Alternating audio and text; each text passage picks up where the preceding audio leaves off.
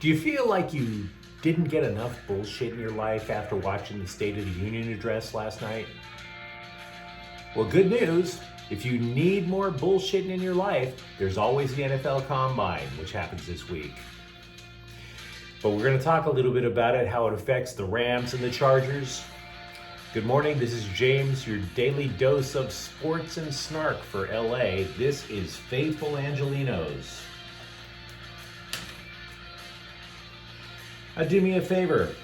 If you've been liking the content that we've been providing for you this last week or so, clickety-clack the like button, clickety-clack the subscribe button. There's a notification bell. You'll know when the next episode is. We try to put one down at 9 a.m. every day on West Coast time, 9 a.m. Sharing is caring. Let people know I exist. I'm desperately lonely. I'm in Des Moines, Iowa this week, for Pete's sakes. And don't be afraid to comment. I don't know everything. I'm not God. So, what can I tell you? I had a day that is befitting life in America today. It sucked. Yesterday sucked. But on the bright side, at least I don't play for the Lakers. Good God, they're not even fun. They're not even fun to watch lose or win. They're just not fun. They lost for the third consecutive time after the All-Star break. They lost to Dallas last night, 109-104. The Clippers did beat Houston, 113-100. And in college basketball, which should have been a lot more competitive, nope. Number 2, Arizona, 91. Number 16 ranked USC, 71. Not even close. And in addition to that, what might even be worse, Major League Baseball has canceled the first week of the regular season because of its lockout. Now, how does that affect the Dodgers? All 7 games are home games against the Colorado Rockies and the Arizona Diamondbacks. If you're into that sort of thing, those theoretically could have meant 7 easy wins. You know, I don't want to go too crazy, but easy wins? Who doesn't like easy wins? I mean, I remember when I was in my 20s. I mean, you think about it, you go to the bar and maybe it's about 9:30. You haven't even ordered your first drink and some girl stumbles in and goes, "Hey, you're kind of cute and I need to make my ex jealous. You want to go behind a dumpster?" Easy wins. Take them. Tonight, the Kings will be in Dallas. That's a game you could watch either on Bally or ESPN Plus, depending on where you are. So, let's chat football. Why not? The NFL Combine began yesterday. Today is March 2nd. It goes on for about a week. Before we go into the details, which I'm not going to go into too many, the Rams, they're looking for, theoretically, they're looking for an inside linebacker if they let Troy Reeder go. They may be looking for a cornerback if Darius Williams goes. They're definitely thinking left tackle if Andrew Whitworth retires. Offensive line, yeah, they'll try to plug some holes, but it's kind of apparent they don't really pay a lot of attention to the offensive line. As for the Chargers, GM Tom Telesco and Coach Brandon Staley are going. I mentioned the Rams. They don't like draft picks. We all know that. They don't pick until round 3. The Chargers will have at least 1 pick for the first 5 rounds, and then they have a flurry of them in round 6 and 7. Not that that matters.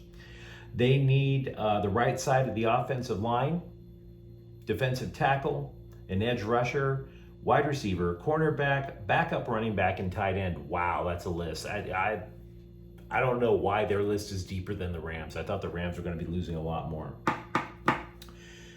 Now, the Combine, this is where players who are legit prospects, allegedly, they'll meet with teams, they'll talk, they'll have press conferences, they'll have medical checks. Some guy is just going to run up to these poor young men and just start grabbing their limbs and start yanking it like they're in the back of a sex shop or something like that. And then they'll run these stupid drills on TV, just, on the NFL Network. I don't really care too much, and neither should you. I think the NFL, if you're well adjusted, the only thing that should matter about the NFL is the games. But the NFL has done a masterful job of making things that don't matter seem like they do, and that's so they put the combine on the NFL Network. I don't want to take part in it too much. I'm not making a mock draft. I have a normal sex life. I don't want to spend time making mock drafts when I could be with my girl. But they make it sound so important. Like even the press for the local teams will make it sound more important. Like the Chargers. Oh, Tom Telesco is going to be tight-lipped, but there's still going to be plenty of news. No, there won't. There's not going to be news. The only thing we know for certain out of Telesco's mouth from a press conference he had yesterday is that he is thinking about a backup for Austin Eckler. Duh. How would you like to be Brandon Staley, the coach of the Chargers? He used to be the defensive coordinator of the Rams. Look at the Rams, right? GM Les Snead, head coach Sean McVay. Are they going to say, oh, we're going to be tight-lipped and there's going to be plenty of news? Nope. They're not even going. They're kicking it in LA, having mimosas on the beach. How would you like to be Brandon Staley, right? You couldn't convince your brass that this isn't that big of a deal and just break down tape?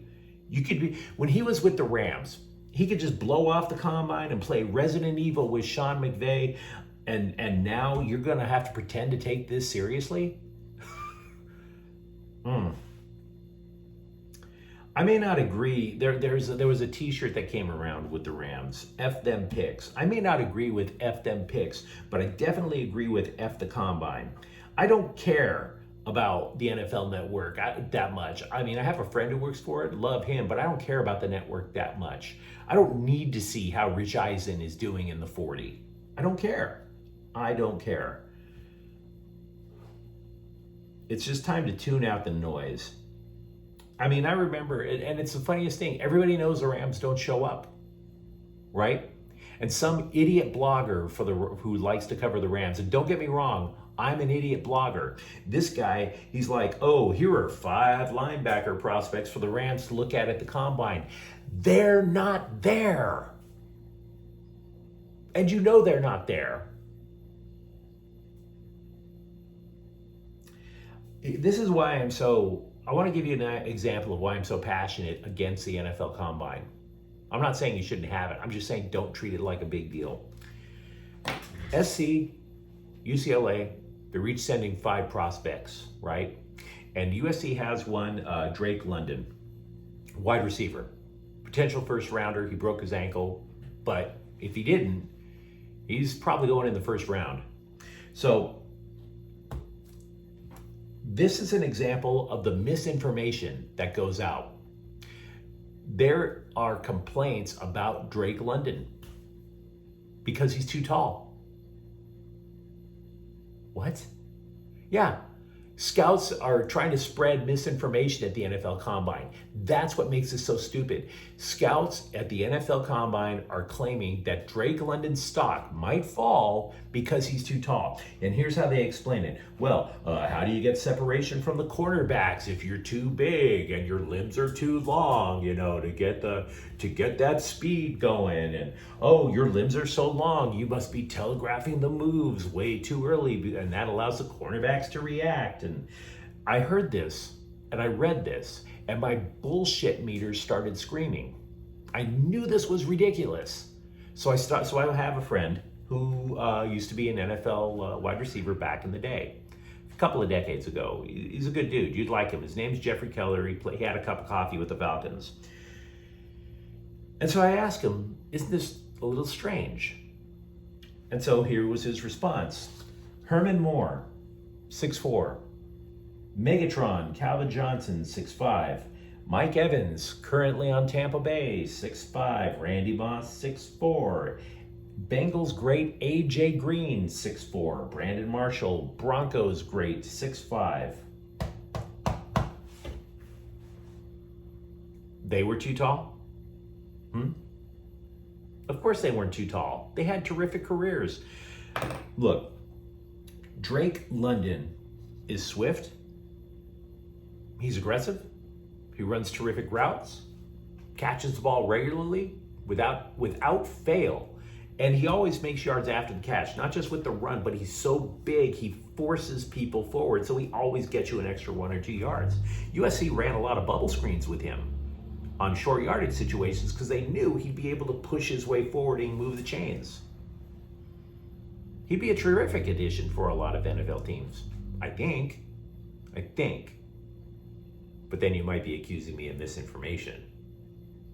So yeah, don't get me wrong, this is something where you might get a little tidbit, but it's not worth spending a week of your entire life just stressing out over. Go have some fun. Go enjoy your week. And I definitely would love to see you tomorrow. Now look, if you enjoyed this episode, feel free to subscribe like we were talking about. Feel free to hit that notification button so you know that I'm in there, and let people know that I exist. Feel free to share it. Thank you for listening. I'll be back tomorrow. Faithful Angelinos is a Quien Corta el Queso production. I'm James. See ya.